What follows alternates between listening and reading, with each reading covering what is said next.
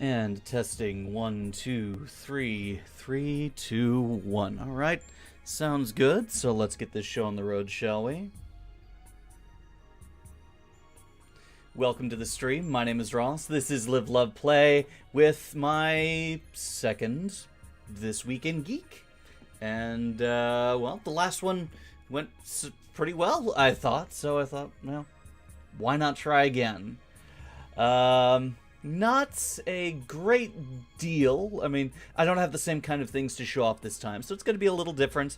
No unboxings this time around, but I do have something new to show off that arrived today, in fact. My latest model from Ironwind Metals, the Merkava Battle Tank. Oh, come on. Come on.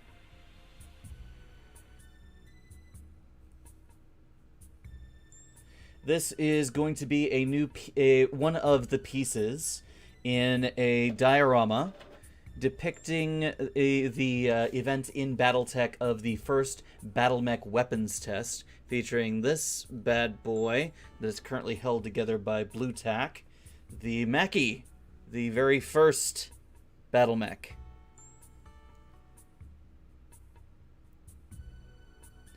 It's significant because not only was it the first test of a battle mech that made it the new king of the battlefield, but the test pilot also decided to show off in the middle of it, disabling three of the remote controlled tanks and then stomping the fourth one flat. So that's going to be a lot of fun to depict, and I think I'm going to learn a lot about dioramas as I do it. So that's a project I'm looking forward to.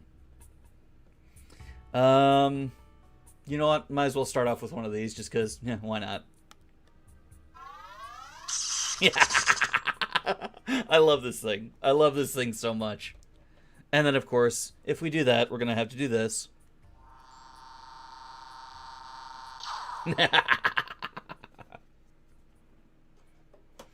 All right. Oh. Oh, it all settled at the bottom. Oh. Okay, anyway. So, let's just jump right into the big topic for tonight. Son, I know you're excited to talk about Project Metallity, but two things started this week that I am incredibly excited for. The first up being this, the season premiere of RWBY.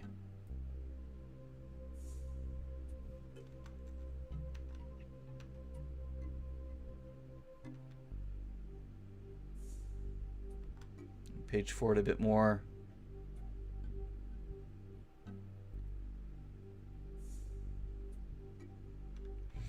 Okay, there's no cold open. It just gets right into the action, it looks like.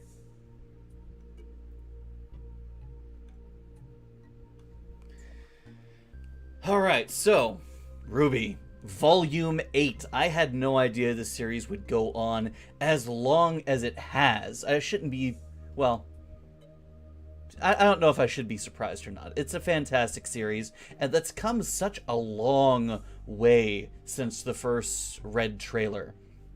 I remember watching it, being spellbound by it. Rooster Teeth hadn't done anything like it before. They'd stuck to just machinima shows with a little bit of odd animation thrown in. This was a... I'm sorry, what?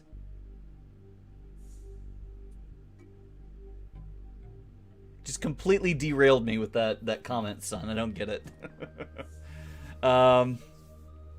Its first season was so rudimentary compared to the ones that came on, but it established a really solid base and had some fantastic characters that everybody fell in love with, myself included.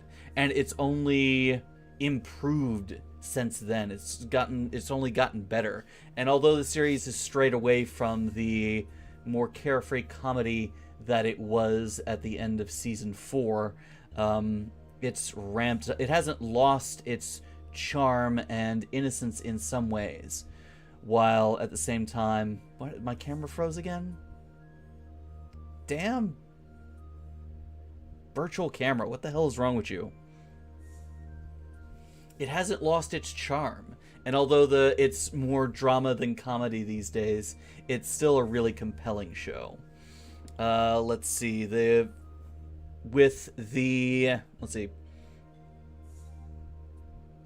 RWBY centers around 4 main characters. The 4 letters in the title, RWBY, stand for red, white, black, and yellow. Color is a very big thing in this series. And they also correspond to the names of the 4 characters: Ruby, Weiss, Blake, and Yang. Ruby is the title character, a young girl with dreams of being a hero, a huntress, a monster hunter. She adventures and quests out into the wilderness, slaying monsters and protecting people. Blake keeps secrets. She hides. She strikes from the shadows. She's a cat. Literally, she's part cat. Weiss is a child of privilege and wealth, but she is desperate to make her own way in the world, and so she also seeks to make a name of herself as a huntress, to break away from the family business and the family reputation, which is not that good. And then Yang is RWBY's older half-sister. She is adventurous, kind of reckless, and some described as a bimbo, but don't tell her that, then she'll get angry and punch you into next week. They make friends and enemies along the way and are currently on a quest to find those responsible that destroyed the Beacon Academy, the school that they were attending. That's when things got bad and people actually started dying. In the course of their adventures, they made their way to the far north of Mantle and the city of Atlas, hoping to find the headmaster there, find allies and resources in order to take the fight to the enemy, the leader of the Grimm, a woman named Salem, who turns out is older than civilization and can control the Grimm, which is kind of scary. Voiced by the incredible Jen Taylor, aka Cortana. There are all sorts of secrets and world building that go on from there. I can't cover everything all at once, but I can leave you where Volume 7 left off, where General Ironwood, the military leader and leader of the academy at Atlas, seeing no other way forward, decides to assert martial law, take direct control of the government, and cut Atlas off from the world and leave it as a lifeboat where civilization goes on, and leave the rest of the world to die. The girls, Team RWBY and Team, former Team Juniper, don't exactly take kindly to this, and kind of rebel, and thus become branded as traitors and renegades, fugitives. And that is where the series picks up. Oop, wrong way, wrong screen. So paging forward, we see Cinder and Neapolitan. Cinder is one of the first villains that we met in Season 2. She was the mastermind of the Fall of Beacon, the instrument of its destruction, and her goal is to absorb the powers of the Maidens, women who inherit incredible powers. Most use it for good. Cinder, not so much. Neapolitan was the henchman of a crime boss named Roman, a fan favorite who refused to die until he did at the end of Volume 4. Neo sworn revenge. She's also mute and quite powerful. She's wearing Roman's hat in tribute. And this is our first look at Salem's massive whale ship. Grimm whale ship. Kind of a... And here we see Salem. Get a good look at her. There we go. The Queen of the Grimm. Once a princess, deeply in love with an adventurer that came to rescue her, able to hold her own, not beholden to anyone. But things went bad. She decided to declare war on God, and now we're here, where she is intent on dooming all of civilization because, well, God wronged her. Gods, two gods. God of order, God of chaos. And what Cinder is bringing her is a relic. One of the artifacts of creation that, once brought together, will summon the two gods back to the world of remnants, and they will pass judgment, something that Salem wants. Partially to destroy the world, but also to end her own life because she was cursed with immortality. And here we see Tyrion, the mad scorpion man who had his tail cut off by Ruby's Uncle Crow. He's quite nuts.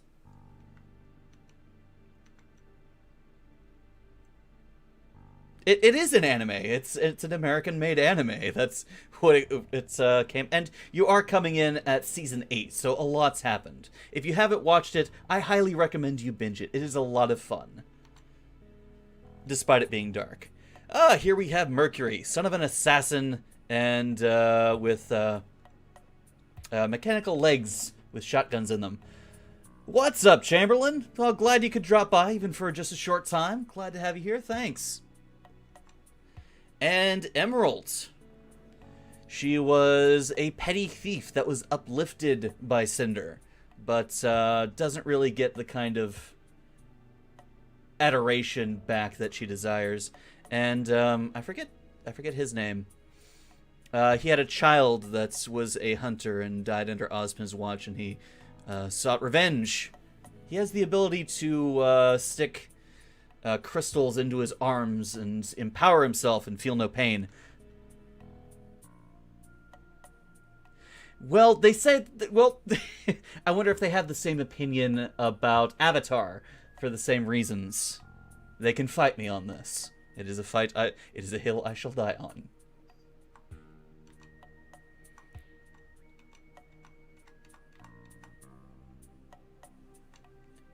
And here we have our first shot of Atlas itself for the season. At the end of the last season, Salem arrived on her Moby Dick-like airship, Air Grim. And now the standoff begins. Atlas is the most powerful military on the planet with the most advanced dust-derived technology. Dust is a empowering mineral that allows people to control the elements with it in one form or another. Weiss's family is the largest producer of dust, and her father was duped by one of Salem's agents into lowering the defenses of the kingdom, which is why we're in this situation now, and why General Ironwood has become a tyrant. And we got our establishing shot of the villains. Very, very ominous. The lamp that Salem is holding holds a djinn, which is once summoned, is able to answer up to 3 questions. It has 1 question left this millennium. But Salem doesn't know how to use it yet. And that's how we found out about Salem's origins and her counterpart, Ozpin, who's currently in the body of a young farm boy. And speaking of, there he is. After getting into a bit of a fight with General Ironwood and failing to convince him of, trying to save people and save as many people as he can instead of only a select few, he kind of fell from Atlas, but was able to survive thanks to Ozpin, who is, unlike Salem, his spirit is immortal, but whenever the body he is inhabiting dies, he inhabits another, possessing them in a way, but the dynamic between him and Oscar is a little different. He's there trying to protect people. And here we see our first shot of Weiss from behind. Grim advancing. Here is Ruby in the center with Maria Calavera, formerly known as the Grim Reaper. She had her eyes cut out because the people who were hunting her were sadistic, but also she and RWBY shared the trait of silver eyes, which gives them a unique ability to either completely banish or petrify Grimm. Kind of, except in this case, Ozpin tends to take full control of the host body, eventually most of the time completely subsuming their old personalities with his own. He has manipulated events throughout the centuries to build up the 4 kingdoms of Remnant and the academies that go with them. Kingdoms and academies that Salem is now systematically dismantling. First there was Beacon in the first 4 seasons. In the ones that followed that, they were able to foil the fall of Haven Academy. The Leo Lionheart had turned traitor and was destroying things from within, and that was no fun. But we also got to beat Blake's family in the Faunus Kingdom of Menagerie. The Faunus are the human-animal hybrids. A lot of people are racist towards them. It's not a good time. Here we have the city of Mantle, without power, without heat, and barely able to survive the plummeting temperatures and the encroaching Grimm.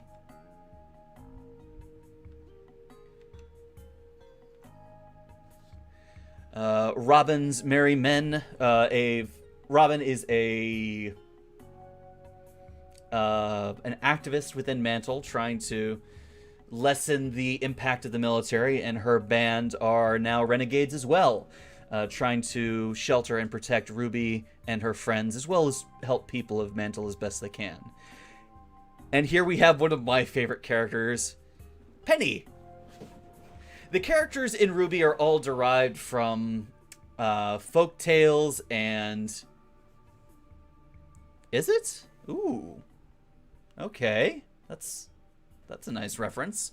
They're all derived from folk tales, fairy tales, and what have you. RWBY is based on Little Red Riding Hood. Yang, over here in the corner, that she's based on Goldilocks. Weiss is Snow White. And Blake is Puss in Boots. Penny is based on Pinocchio. She's an artificial girl, an android created by this gentleman right here to be the protector of Mantle. She was quite gruesomely dismembered at the end of Volume 4 and was later put back together. She is now the inheritor of the Winter Maiden. Or sorry, the Fall Maiden. Cinder currently holds the powers of the Winter Maiden. Here we have Nora, a member of the former Team Juniper. She's based on Thor. She has a massive hammer and has a unrequited love affair with her, with Ren, fella down here. He's based on Mulan. Oh, here we have a better shot of both Blake and Yang. A lot of people love to ship these two characters together. They had a really touching moment later on. Yang lost her arm in the Battle of Beacon, and she spent about 2 seasons trying to get over that. Better shot of Weiss. And as the episode progresses, they're trying to determine what their next move is. The resources and material they had have been taken from them. Their allies are turned enemies. As we see on the corner here, they're fugitives. Ironwood is hunting them down. He needs to take control so that they don't interfere with his plans. And right now, without the Maiden, he had the means to fully protect the Atlas is in jeopardy. The other plan that was abandoned by Ironwood that the team here is trying to put together is to launch Amity Arena. Jeez, stupid camera again. Why? Why? Come on. Refresh. Refresh. Okay, there we go. Back together. I don't know what the deal is with XSplit VCam, but it's been giving me trouble this week. Amity Arena was once the focal point of a worldwide celebration of unity. It was also the site of the beginning of the fall of Beacon. Ironwood's original plan was to launch Amity as a new communications hub meant to unite the world once again. But with the arrival of Salem, he decided to take a more draconian approach.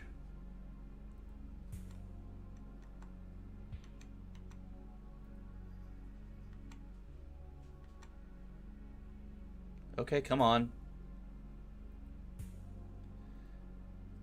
So, the team is... I'm trying. There's a lot going on here. I've got backstory to catch up on. This is... unlike other series, unlike something like Star Trek or Mandalorian, RWBY is very, very serialized. That's why they call each season a volume, because each episode is a chapter. It bleeds from one into another. They aren't standalone episodes. So I know some people probably wouldn't like it as much, but I really enjoy it. I like the kind of long-form storytelling. Also, each episode is only about 20 minutes, so once it's all put together at the end of the season, it's like a movie.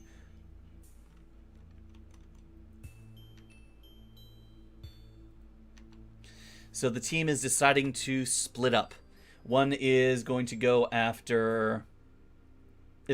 and rescue as many civilians as possible, take them into the crater of Mantle where Atlas used to be before it was uplifted, being held aloft by one of the relics, which is one of the main issues happening here. The other is going to try and infiltrate Atlas in order to launch Amity and send out and reconnect the world once again and warn them about Salem.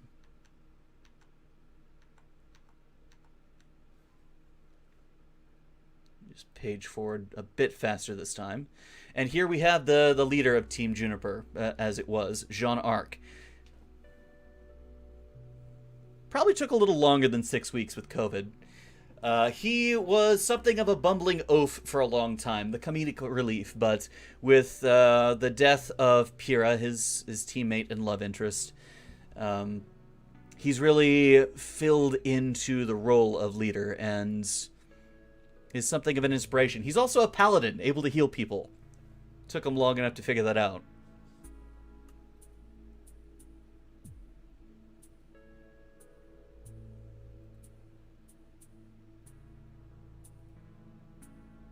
And here we have the team divided. Nora separating from her people, Yang separated from hers.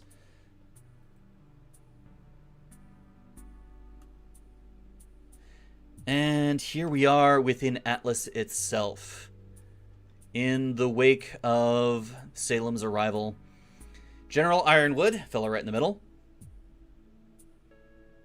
Yeah, that's pretty close to it, yeah. He's Neville.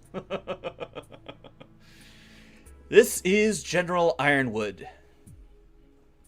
He's the analog to the Tin Man from The Wizard of Oz. Just like Professor Ozpin is the wizard himself. Glinda Goodwitch, who was his right hand. Glinda.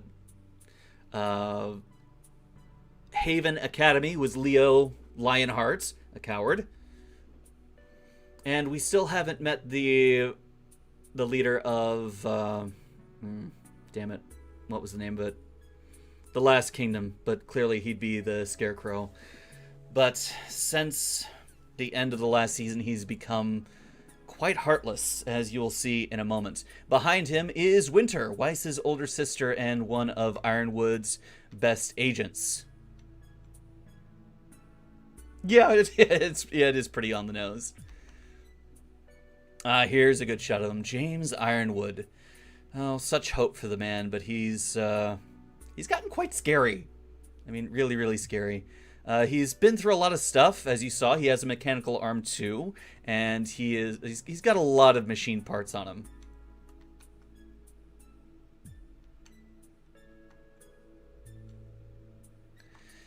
Winter took quite a beating in the last season. She had to face off against Cinder with all of her maiden powers. Winter was also being groomed to become the next Winter Maiden. But unfortunately, the way the maiden powers pass is kind of weird, convoluted. It's usually the last person that the maiden thinks about or sees before they pass. Cinder's goal was to be the person that killed the former Winter Maiden, and thus inheriting the powers that way. That's how it worked last time. That's also how Pyrrha died. But it was Penny that was there with her, and Penny inherited those abilities, thus foiling James's plan. Atlas also makes heavy use of androids, which has both worked in their favor and against. And here we have two members of the Atlas Council, civilian leadership. They're quite incensed that Ironwood has declared martial law, taking direct control, and is planning on taking Atlas away from Mantle and leaving everyone to die. And, well, I'll just let this play out so you can see for yourself how he reacts.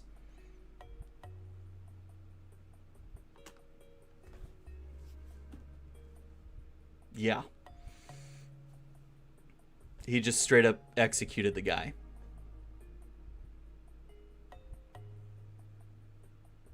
Ironwood is suffering no fools, and will see nothing get in the way of his plans. Not civilian leadership, not the good intentions of others, not the principles of what his nation stands for. The only thing that matters is that he saves the world, or what's left of it in the end.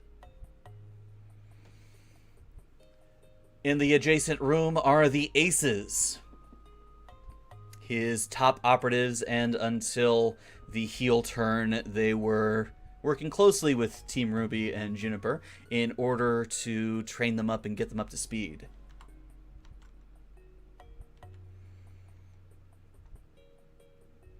And here we have one of the final shots of the season, or of the episode. Salem, sending her Grim after the only person who can tell her how to operate the lamp, Oscar. Such a kindly face in that moment. It is a shame. For a time, he did seem to be quite a hopeful leader, a voice of reason and strength in a world of terror and uncertainty. But he broke in the end. Whether he'll be redeemed or not is unsure. It seems unlikely considering he did shoot Oscar point blank. Thankfully, of his aura, of a field of energy that's... Yeah, exactly. Exactly like the Tim Pool song. It's the... Although he doesn't see the will of the people. He sees... Well, yeah, he's at the later stage. He sees himself as the savior of the world, and only he and his plan can save the most people. And then we get the intro, which I will play.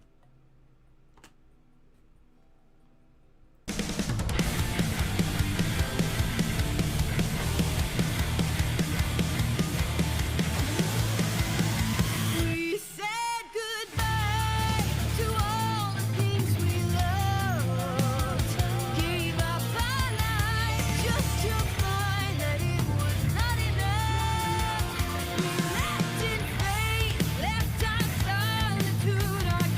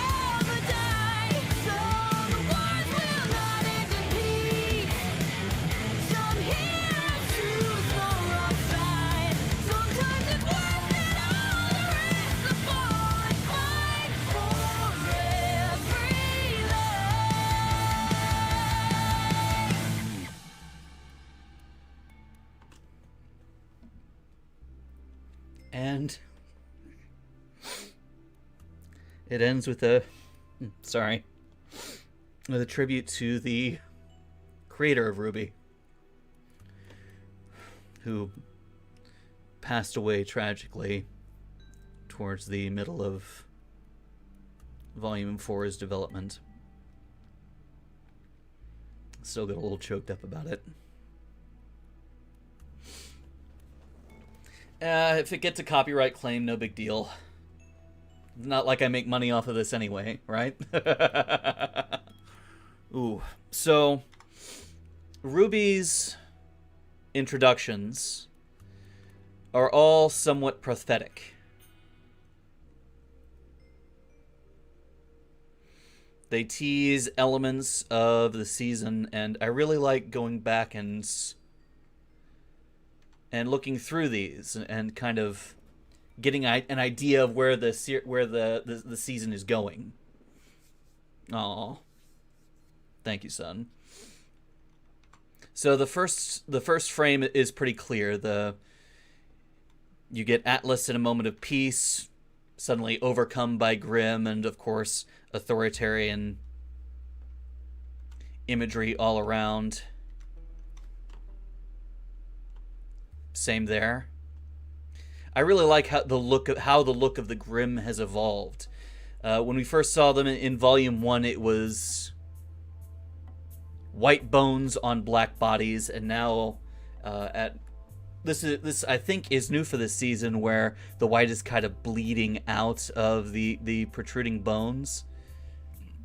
Since it's an Arctic theme, we've got saber-toothed tigers and mammoths, and as we saw in the last one,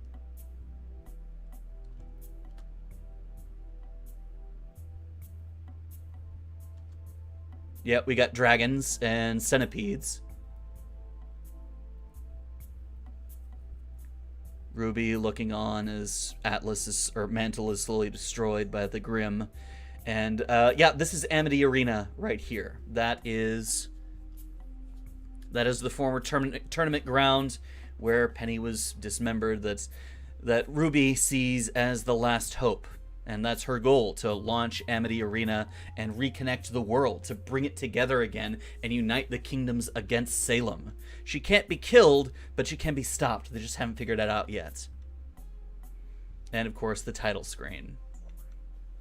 This is an interesting frame, I think. Looking at it from behind, and as the characters facing forward. This is an interesting sequence. We see RWBY as she is now, and then 8 years ago when she was starting at Beacon, standing over her mother, Summer's grave. She mysteriously died one day and never made it home.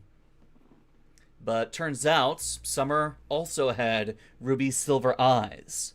And because of the power of those eyes, she was sought out and killed by Salem's agents. Here we have Yang, as she appeared in Season 1 with their dog Zwei, fan favorite. Cute little pupper.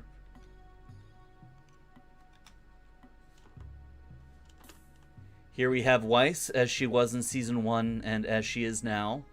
I believe this stance is how she appeared in her trailer, fighting against a giant animated suit of armor. That's how she got the scar over her eye. It was an interesting trailer. The fight contrasting against an aria that she was performing. Oh, that's a good point of view, son. And my camera's frozen again. And here we have Blake as she is now compared to how she was in her trailer, where she and her ex-boyfriend and leader of the White Fang were stealing from a dust shipment from Atlas, Weiss's family. She broke from him then, and that's when she went to Beacon.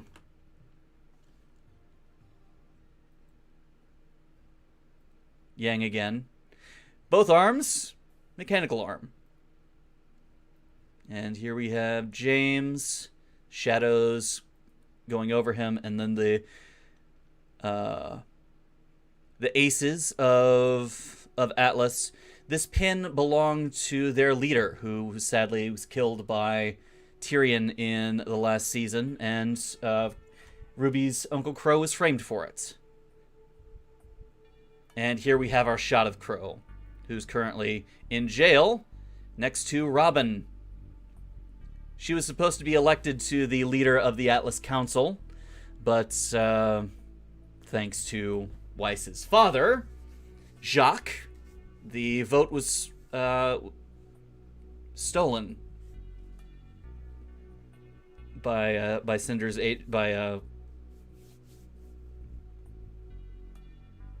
Wow, current events just hitting you hard. The election was hacked and stolen by a former Atlesian scientist who works for Salem.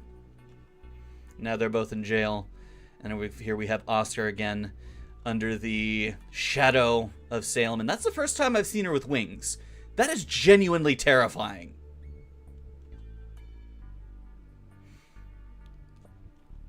A nice hero shot of Jean and what appears to be a growing separation between Nora and Ren. That'd be really sad if that's the case, because they were finally growing close together after Nora's pining over the guy and his relative ambivalence towards everything.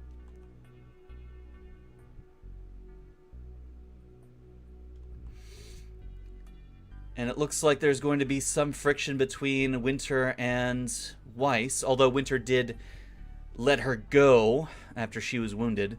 I like this new armor that she's sporting. Let's back that up and take another look at that.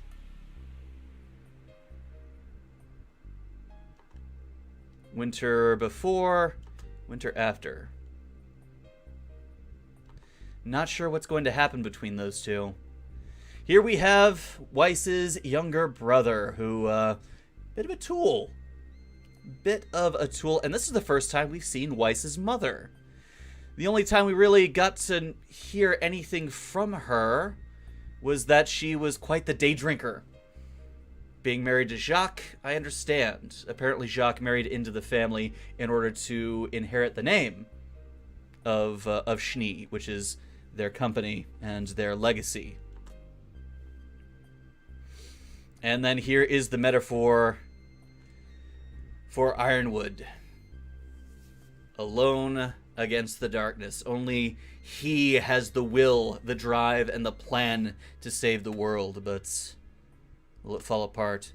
I'm completely spacing on his name, but this is the former Atlesian scientist who was able to hack into Atlas systems, rig the election, shut down the power, shut down the heat, and pretty much leave it open for Salem to attack. And here we have Penny's creator.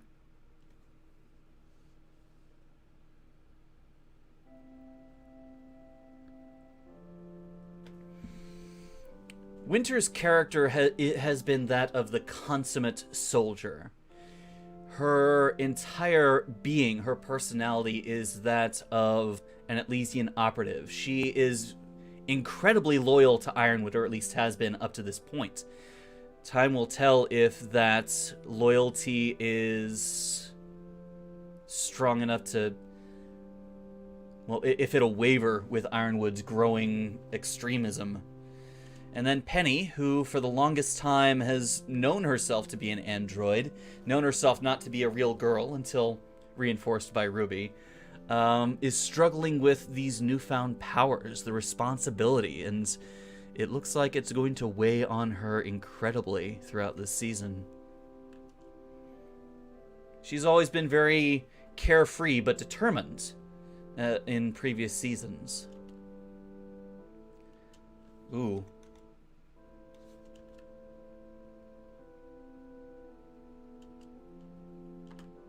Interesting. The cracks behind her definitely show that resolve is going to be fracturing. I like how the reflections change a bit. Oh, you're talking about Ren and Nora, okay. Yeah, they do care about each other, but it looks like they're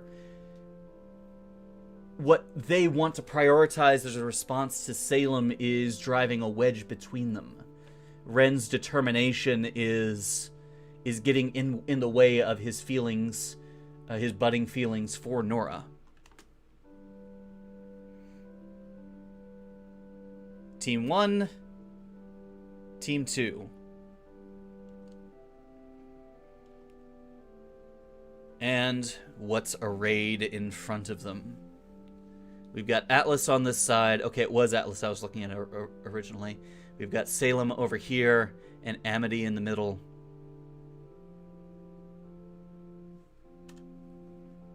That's a damn good shot right there.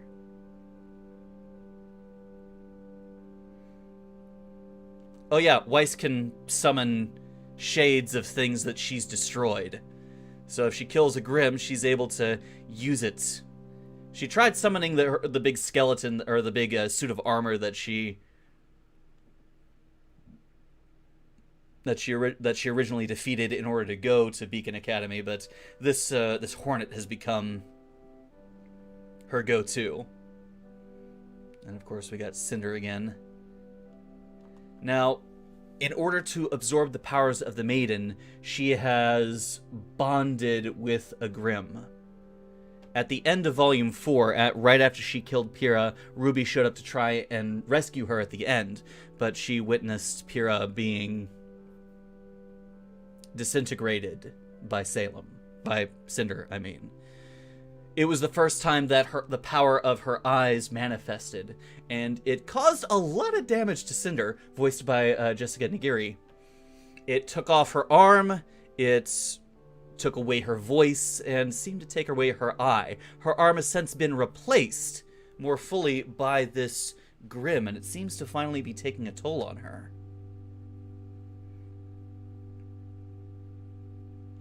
And these are the two relics at stake. The lamp, which is now in Salem's possession, and the Staff of Creation, which is currently holding Atlas aloft.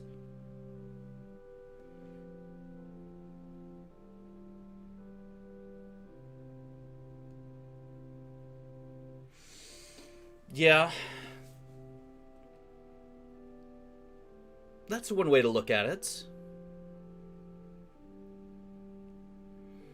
Probably the duality of their concern for each other and their determination to see the mission completed.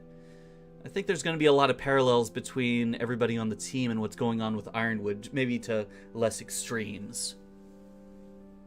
That was a little bit of the theme of last season, where the idea is fall in line, soldier, or hey, let's take a closer look at this and see if we're actually doing the right thing.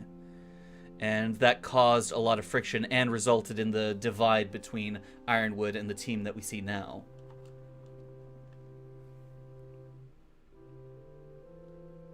And we see everybody ready for battle and the ground falling out from under them. And then, of course, Happy Never Again. Which hints at the potential for tragedy at the end of this season. RWBY is no stranger to tragedy. The first 3 seasons were fairly upbeat, despite the growing stakes at the end over the course of the season. But season 4 saw the first real tragedy of the series. Yang lost her arm trying to defend Blake. Pyrrha was killed. Beacon was destroyed. And Blake left. Just completely up and left and went off on her own. The teams eventually came back together, but they weren't without tragedies going forward either. And the grim, pardon the term, the grim nature of the world became more and more apparent as time went on. When they went to Mantle, they found that, well, as I said, Leo the Lionhearted was helping Salem's agents in a bid to try and save himself and as many people as he could, and as a result, nearly all the hunters of the kingdom had died.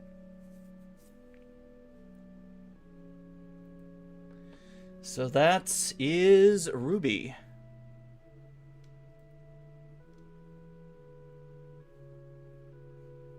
And of course, the title card for Monty. And one thing I really love is how they add this concept art in the credits. These are absolutely beautiful pieces. The enormity of them doesn't always translate into the CG, but it's really, really something.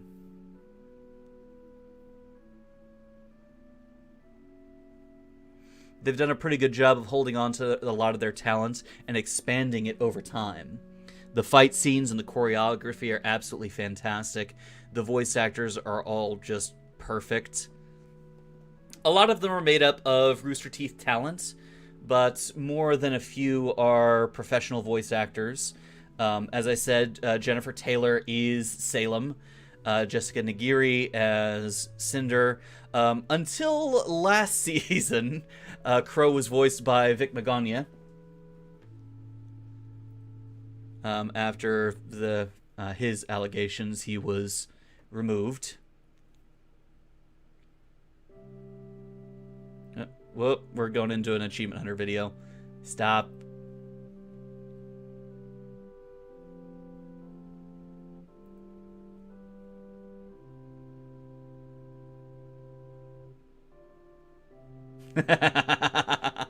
Well, curious you would put it like that. The creation story, the creation myth of the world of Remnant, where RWBY is set, is that there were two beings at the beginning of creation. One of life and one of death, of creation, of order and chaos, life or order and destruction. And for eons, they fought against each other. One would create, the other would destroy what was created. And over time, the conflict between them became untenable. Eventually, they came together to create something as one, and that creation was man. And with creation, they spread across the world, building great kingdoms and civilizations. The God of Light gave them reason and order and organization, the ability to build things of their own. Chaos gave them magic, like real fantasy, outrageous magic.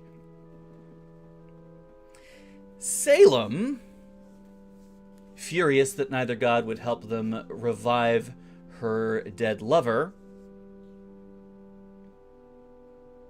was cursed with immortality, and using this curse, she was able to unite the kingdoms of the worlds against the gods, saying that by defeating them, they would become immortal as well.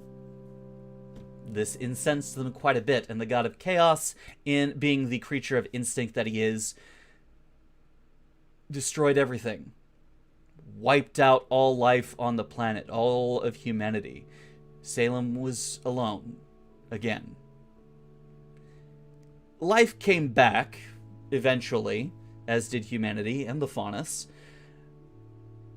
But the two gods decided to leave and left the relics for them to collect and to reunite.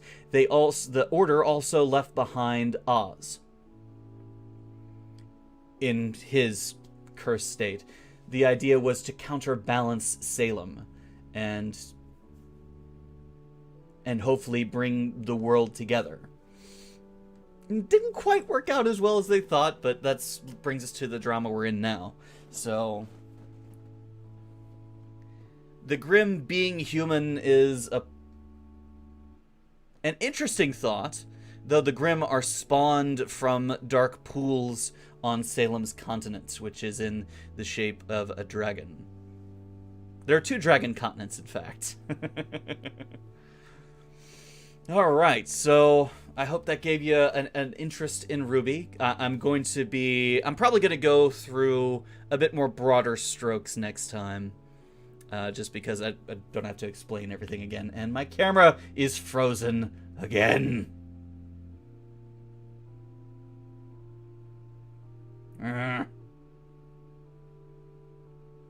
Come on. Refresh. Why you gotta do me like this? What's wrong, VCam?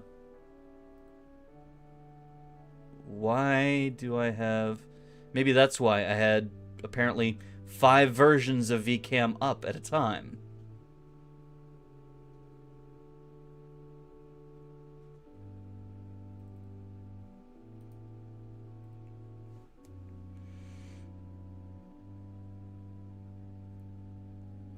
Yeah, but they typically don't count, they don't work against each other. That was part of their truce. What happened was Salem first took Oz to the God of Order and begged him to revive him. He said no, because death is part of life, and told her to drop it. She then went to his brother, the God of Chaos.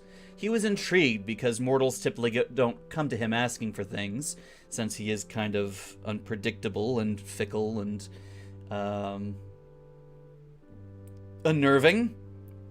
But he decided, yeah, I'll bring him back. That's when Light showed up and was quite pissed off. They fought until Light said, you only did these things because she failed to tell you that I already told her no. He didn't like that. He atomized Oz's body, and that's when he cursed her with immortality. So, they're both very whimsical creatures. It is still not resolved. What is going on?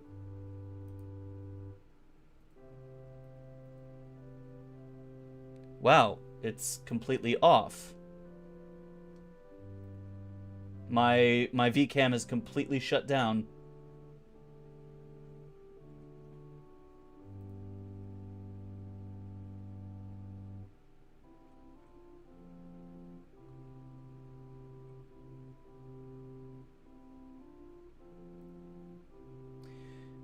Okay, well, I guess I'm gonna have to change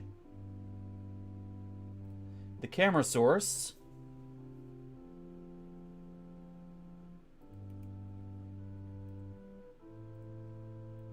Let me try refreshing one more time. There we go. Okay, it's back to normal. So, yeah, there is... It's complicated. It's weird. It's anime. It's fantasy. It's gonna be weird. So, son, did I pique your interest at all? Are you interested in going back and binging the previous seasons? They're all out for free. You don't have to buy anything.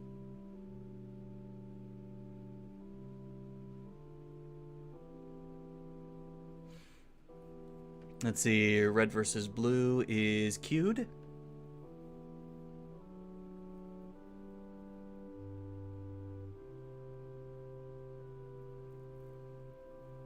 Curious music selection I've got going here. Again, it's free PD.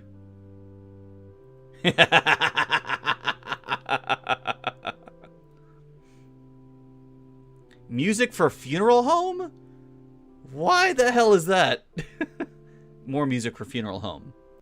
Stop it. Enough funeral home music. There we go. Let's pick a new folder.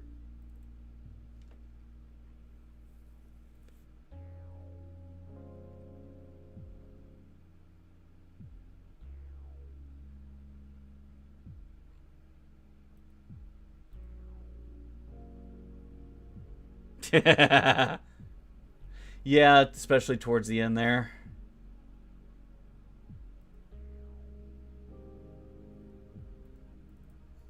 There we go. Free PD. Section 2.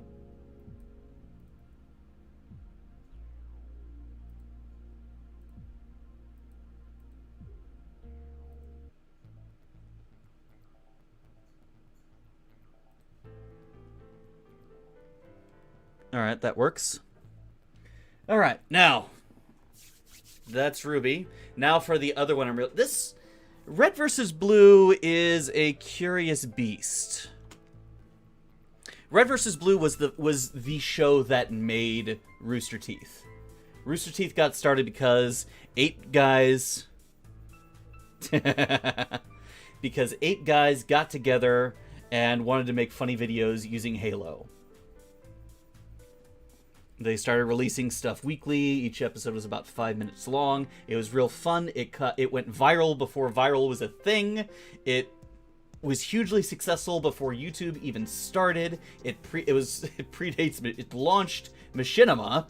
It launched a lot. It was the pioneer for so many different things, and it's amazing that it's still in production. But the question that I raised on Super Geeks the other day is it even the same show anymore? Only 4 guys from the original producers are still around. Like I said, one guy fell down a QAnon rabbit hole and was quietly ushered away. One of the female leads got on the bad side of one of the other cast members' wives, and that wasn't pretty.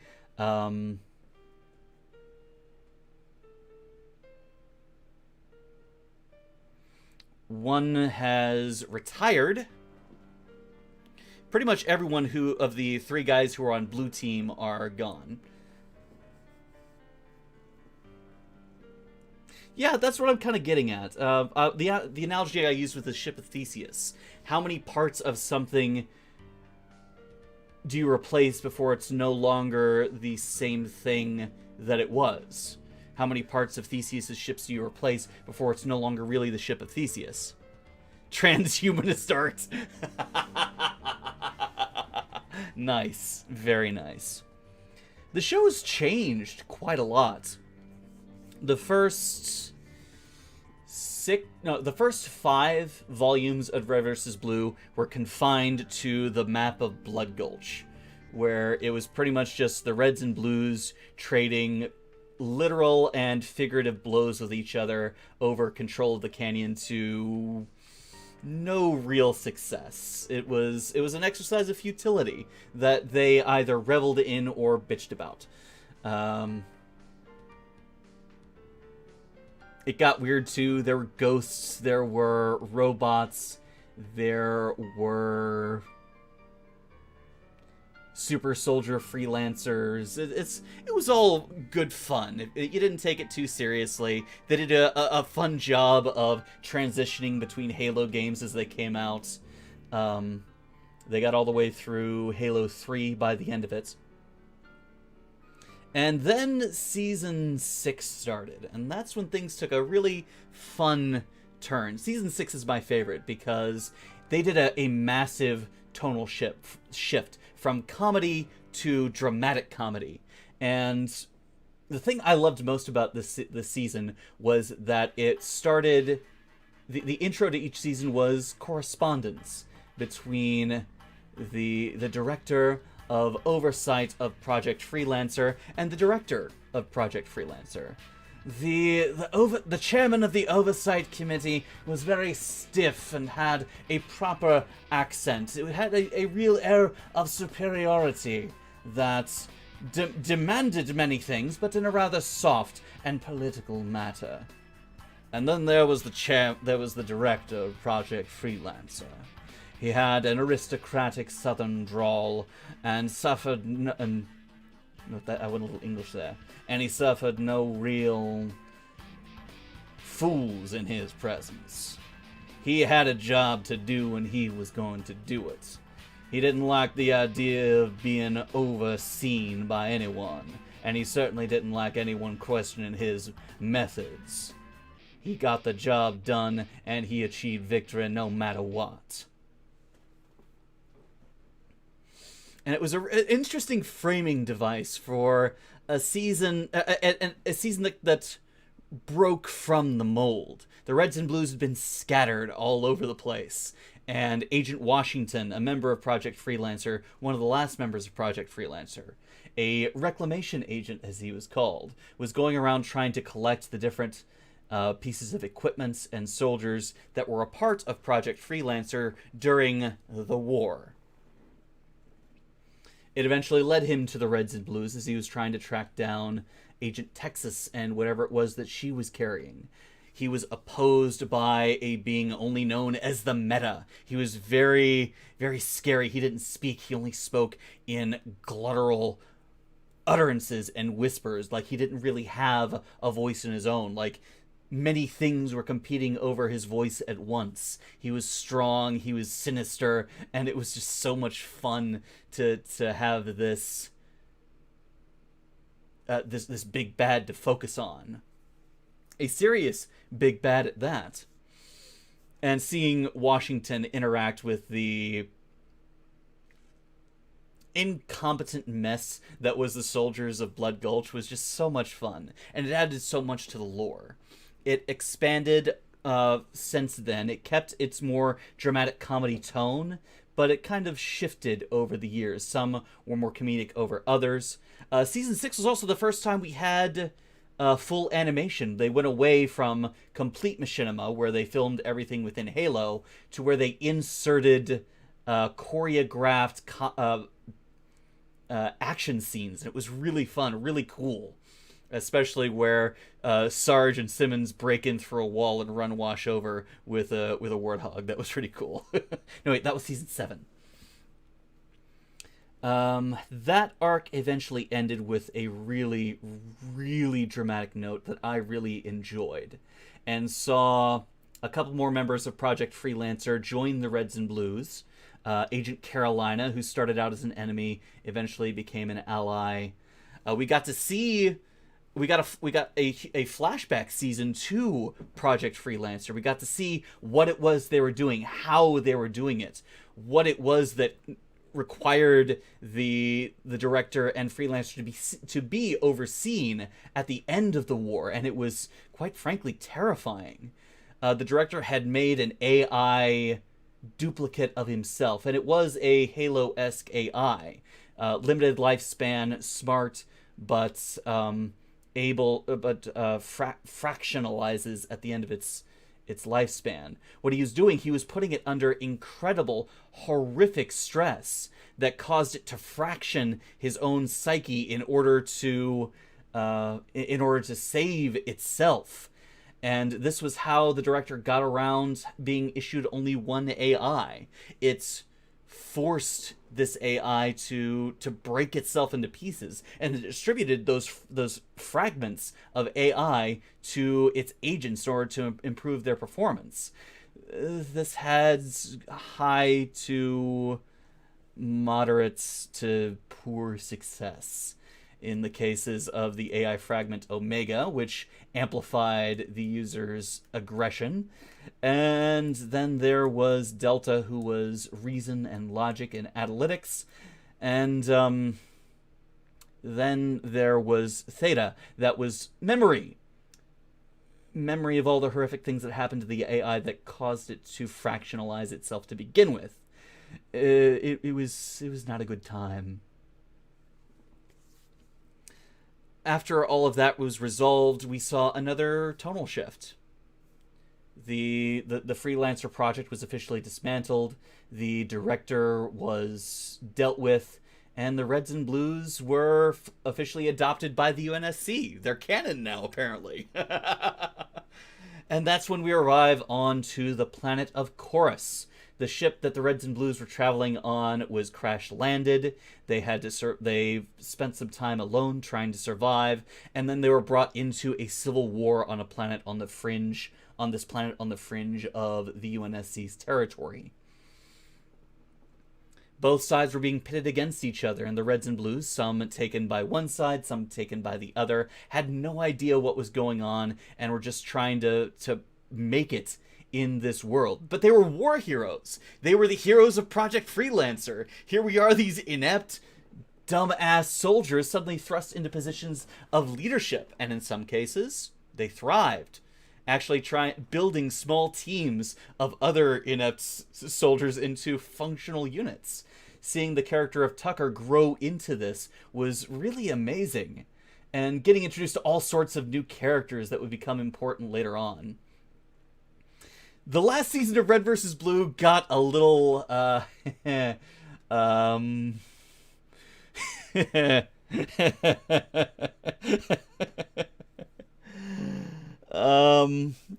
little crazy.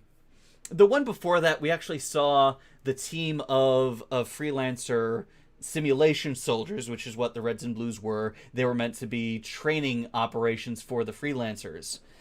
this was these soldiers were the blueprint of what the Reds and Blues were to become in order to house the AI Alpha, which was the point of the Reds and Blues to begin with. They were supposed to hide the AI on a soldier there to protect it from those who would try and steal the technology of Project Freelancer. There was also the reincarnated android version of the director's wife. It's complicated. But that led into the cosmic powers.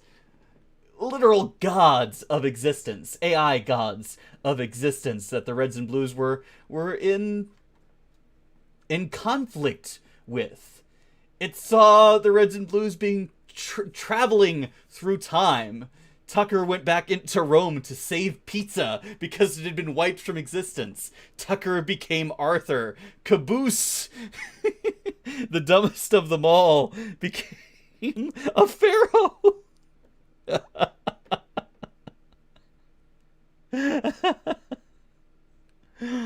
Oh, it was an absolute mess, but somehow, despite everything they did in the past, they didn't actually affect the future.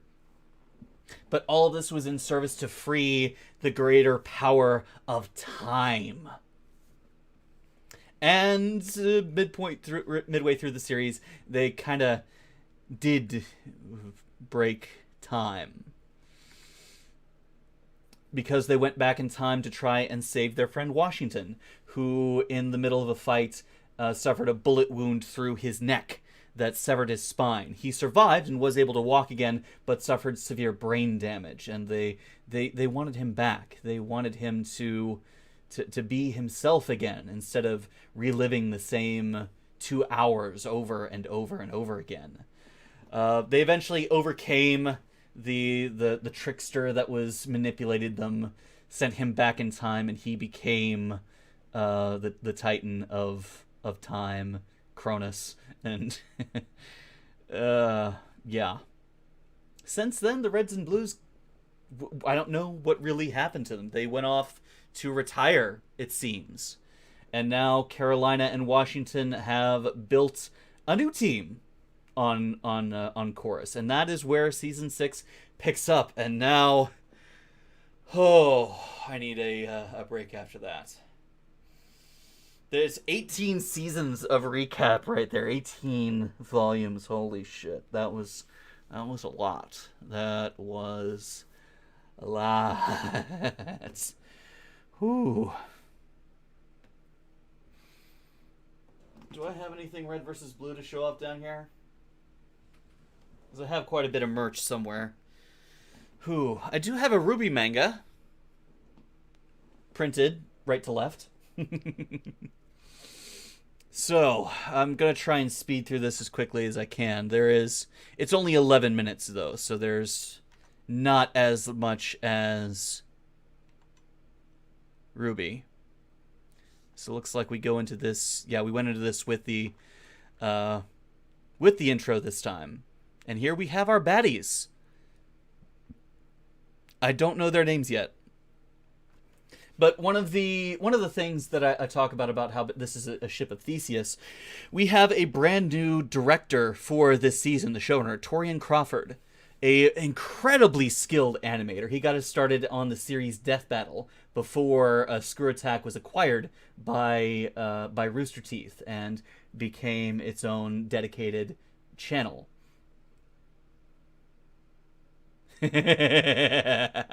Well, I'm still going to cover these two shows on This Week in Geek, and I'm definitely going to talk about them on Super Geeks, but I'm going to try and be a bit more general with my summarizations.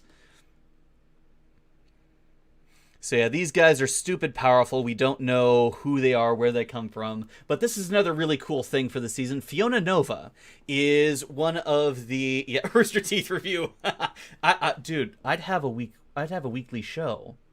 I'd have a daily show if I was talking about everything produced by Rooster Teeth in a week. They produce daily content, man. It's a lot to get through. I don't have that time. I do not have that time. At least not alone. Maybe if I had a full production team behind me, I probably could, but no, not alone. I'm happy with being a fan, not a side gig. Although if I could make this a side gig, that'd be awesome. Anyway, Fiona Nova is one of the recent additions to Achievement Hunter. She is one of the on-air personalities. She very bravely talked about some of the experiences she's had as a person of color in the online space during the the resurgence of Black Lives Matter movements, and the community was kind of mixed about her at first, but she's really been a standout individual on Achievement Hunter, and that she's got the headline role. She is the main character. She is Zero in this. I have I do have a Patreon. I haven't used it in a few years because I don't have time, and I do have a PayPal donation link on my website. So yeah, those things exist. So the fact that she is now the headliner for RvB Zero is fantastic. I love that. Well, I need patrons to do that. I had 6, and that was it for the longest time. I shut it down because I couldn't produce daily content anymore the way that I used to, and I didn't feel Patreon was worth it for just my YouTube streams. If I see that there is support for starting my Patreon again, I might. But right now, as it is, it's just not. It's not there. So you can see some of the action that is in this series, and it's notable that this season has gone full animation. There isn't any machinima using this. This is fully animated within Unreal, I believe. Most of the machinima goes into the bi-weekly PSAs that still features what's left of the reds and blues. There's 3 reds and 1 blue. and those are a lot of fun. I don't think I'll be doing impressions of that. But in the executive producer positions, we've got Matt Hullum and Jeff Ramsey. Those are 2 of the original creators of Red vs. Blue and founders of Rooster Teeth. Jeff is also the director of product of creative content. He's the creator of Achievement Hunter. He's the head honcho. He doesn't show up on camera as much anymore, but that is his baby. Okay, I've got to this line. I gotta okay. Edge robotics and kitchen appliances. That's a reference to season 2 of Red vs. Blue, where Sarge, in order to save Simmons, or in order to save Griff, guts Simmons of all of his internal organs, transplants him into Griff, and then using a bunch of old machinery, rebuilds Simmons as basically an android, Simmons 2.0.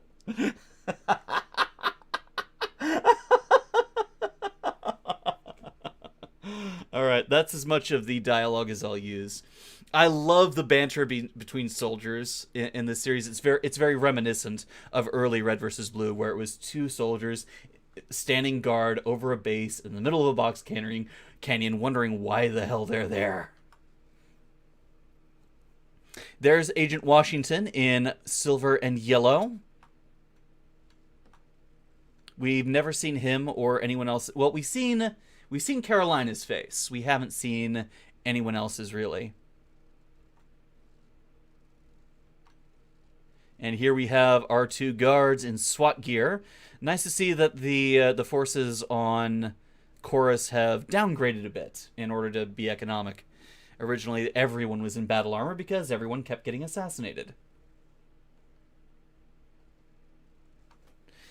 And as they just bitch to each other, suddenly this guy appears. I don't know his name. I don't know anything about him. I only know that he is bulletproof, insanely strong, loves explosives, and likes throwing soldiers at other people.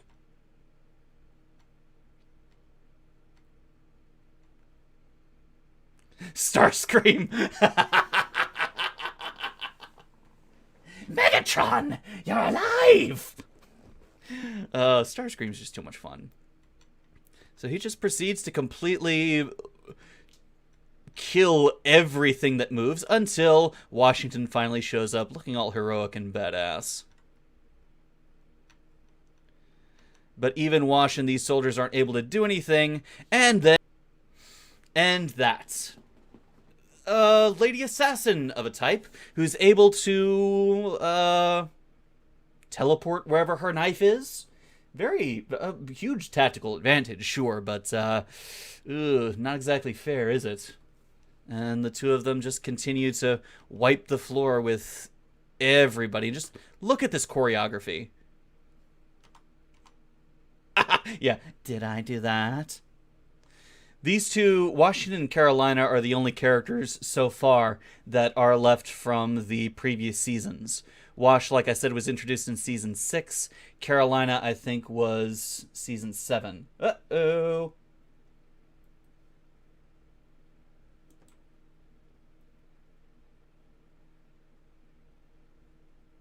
Well, it seems I've used too much video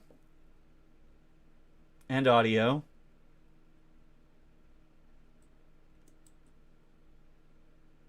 I guess YouTube doesn't like us to have nice things. Well, I guess we're gonna have to call it then, huh?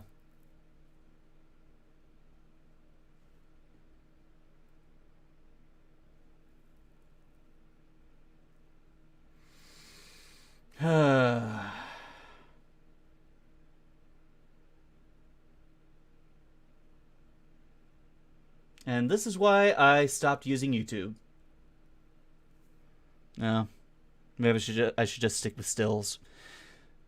Anyway. And it's no longer being blocked. Okay, there we go. Just had to wait for a second. So this is their leader. I don't know a name. He's also a badass. Now there's 3 against 2, and it's not going well. Cut away to the new guys, having a race in their warthogs. These are the new replacements for the Reds and Blues. The new guys, the new team that are going to be carrying us forward. And in the pink is 1. This is Fiona's character. She is the leader, she is the badass, and she is not losing this race. Here we have our 2 other members that I haven't learned their names yet. But as they're pushing forward, let's see if she 1 decides to take a quick detour through these old ruins. It is not the best. Oh no, she's in the blue. 1 is in the blue. My mistake, not the pink. 1 is in the blue. So Pink gets pissed off, pulls out the gun, and tries to disable the warthog before they get too close. And that's when their commanding officer meets them and dresses them down quite nicely, making 1 drop, gets really pissed off, but alludes that he doesn't have time and there's something more important to do. Cut back to the drama. Carolina's gotten her ass beat. The artifact has been stolen. They're making out with Wash. They're trying to get information out of him.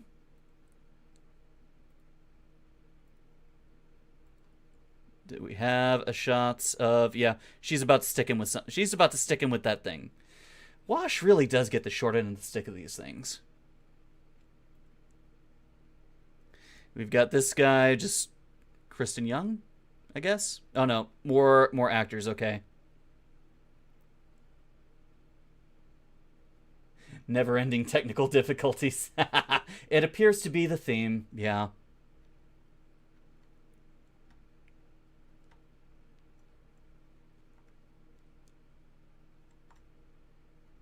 And he bamps out at the end. They got the information they were looking for, and that's the premiere. That is Red versus Blue, and yeah, I'm excited. I'm really excited to see where this show goes.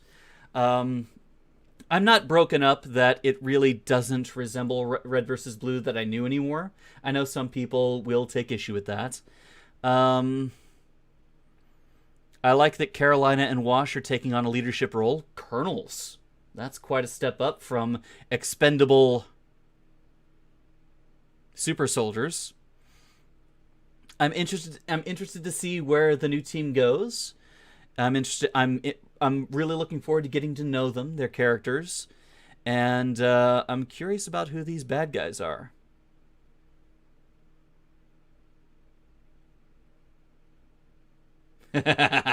Well, next time I'll try. I'm still learning how to do this, so we'll see about trying to make it work a little better. I'm not broken up about copyright stuff because I'm not making money off it, so. And then we get the end credits. Created by Bernie Burns, who has retired. Directed by Torian Crawford. Executive producers Matt Hullum, Luis Medina, and Jeff Ramsey. I don't know these people. Here we go.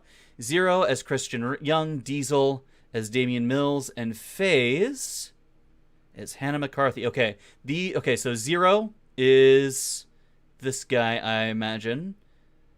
Damian Mills. Diesel must be the big guy. And then FaZe is the one with the knife. Look, we're back at the beginning.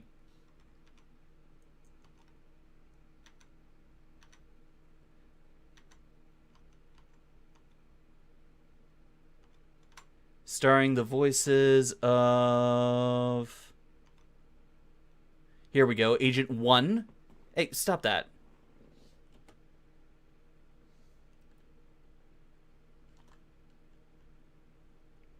Our gate guards, our grenadiers. I know I missed something here. Carolina as Jen Brown. Shannon McCormick as Washington. Oh, there it was. Damn it. Joshua Nazemi and Noel Wiggins. I think I remember Noel from something else, but I can't remember. Here we go. Agent 1, Fiona. Agent Axel as Jeb Agulia Kendrick. I'm not familiar with them. Agent East as Jen K. Tidwell. Andrea Alette and Noah Wiggins. Okay. I'm not familiar with these guys. Again, once the IMDb page gets out, I'll go over it. And, again, a bunch of names that I don't recognize. And that's it. Licensed by 343 and Xbox. It's canon, folks. Oh. This took a lot out of me, but oof. I love doing this. I love geeking out about the things I enjoy and sharing it with people. And thank you, Sun, for enabling me, as you do. So what do you think of Red vs. Blue? Stunted and perforated? No, that's not the word. Stuttered as this is.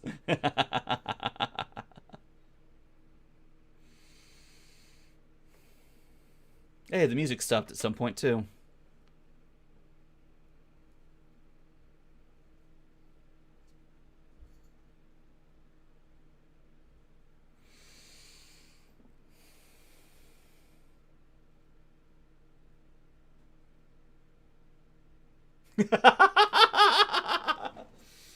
Except that the main cast of The Simpsons doesn't rotate.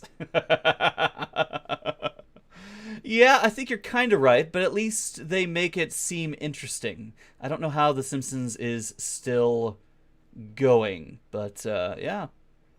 And on that note, it's time to wrap it up. Thank you so much for joining me tonight, Sun.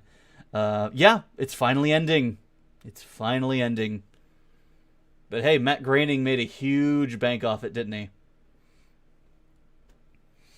All right. You have a wonderful Monday night.